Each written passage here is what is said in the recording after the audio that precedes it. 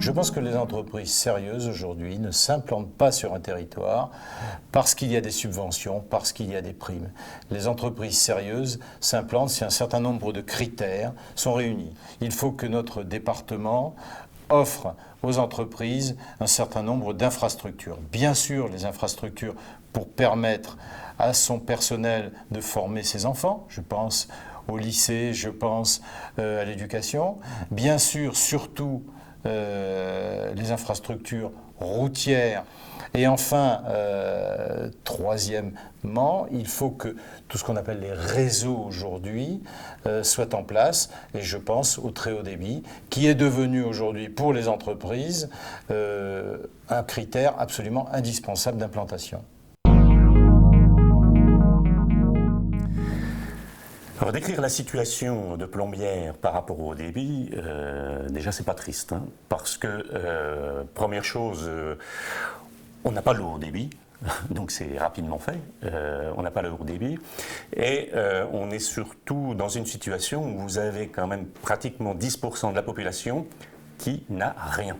Donc l'objectif c'est effectivement que l'on puisse amener le haut débit à Plombières, pour les commerçants, artisans, enfin pour les entreprises qui existent sur Plombières, et pour qu'elles puissent rester sur Plombières, et pour qu'elles puissent se développer sur Plombières. Ce qui me paraît important, c'est justement avoir des communications faciles. Alors communication, c'est communication par le numérique, bien sûr, mais communication aussi par les accès. Et je ne vous cache pas que l'Alino va aider aussi les communications pour Plombières. Je crois que ce sont des éléments extrêmement importants de pouvoir avoir accès facilement à ces entreprises. Est-ce qu'il peut y avoir un territoire sans eau? Je ne crois pas. C'est un énorme dossier. C'est 3 millions d'euros. Énorme dossier, énorme investissement pour le territoire. Énorme investissement pour le syndicat des eaux de Dreux. Mais indispensable. Indispensable parce qu'il fallait, comme je vous disais tout à l'heure, amener de l'eau, avoir de l'eau en qualité, en quantité, et prévoir aussi le futur sur ce territoire. Nous attendons un développement important sur le territoire. Ce territoire est un point bien précis entre l'agglomération dijonnaise et l'axe de l'autoroute A6, donc un développement qui va se passer, qui va être important. Il fallait pour cela prévoir suffisamment de l'eau, parce que l'eau amène tout le reste.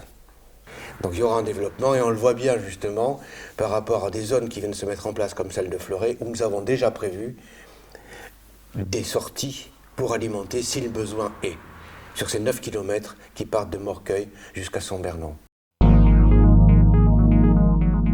Ce qui justifie l'implantation d'ArcelorMittal à Gueugnon, c'est son histoire. ArcelorMittal Gueugnon a été démarré en 1700 et au fur et à mesure des différentes modifications qui ont eu lieu, un certain savoir-faire s'est créé et aujourd'hui ArcelorMittal Gueugnon est spécialisé dans l'inoxydable brillant. Alors ArcelorMittal Gueugnon est approvisionné par son site belge, le site de Châtelet qui se trouve en Wallonie, et est approvisionné par le train. Donc toutes les bobines, donc on appelle ça des bobines, tous les produits entrants viennent par le train jusqu'à la gare de Digoin, parce que malheureusement le train ne vient pas jusqu'à Gueugnon, et transportés par camion de Digoin jusqu'à Gueugnon. Ensuite, ces bobines sont transformées et sont envoyées chez les clients, et 95% des produits sont envoyés par la route, par camion, pour des questions de délai et de facilité. Aujourd'hui, le site de Gueugnon est en compétition dans un marché européen extrêmement dur. On a un handicap compétitif qui est son infrastructure. Comme je vous l'ai expliqué, les produits viennent de Belgique, donc il y a un certain coût, et sont expédiés vers des clients qui sont des clients à la fois en Europe, Europe du Sud, Europe du Nord, voire États-Unis. Cet handicap, il est plus important pour nous, puisque nous sommes un site qui est historiquement éloigné.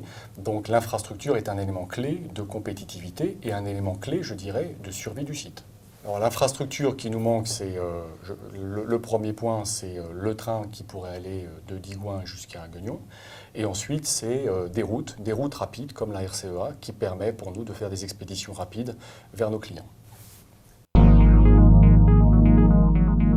Ce port de Haute-Bourgogne-Gron permet par son implantation, d'avoir accès directement au Havre. C'est-à-dire que nous allons expédier à partir du port de Gron plus de 3000 conteneurs par an directement sur le monde entier. Cette infrastructure, pour être complète, doit bénéficier maintenant d'une dernière réalisation, l'accès direct à l'autoroute A19. Cet accès direct, pour l'avoir, il faut créer la déviation, ce qu'on appelle la déviation, le contournement de sens. Eh bien, ce contournement de sens, ça fait 40 ans qu'on en parle, et nous ne l'avons toujours pas. Donc, cette plateforme de Gron, plateforme de Haute-Bourgogne, il lui manque le petit coup de pouce pour être parfaitement complète et répondre complètement aux besoins des entreprises.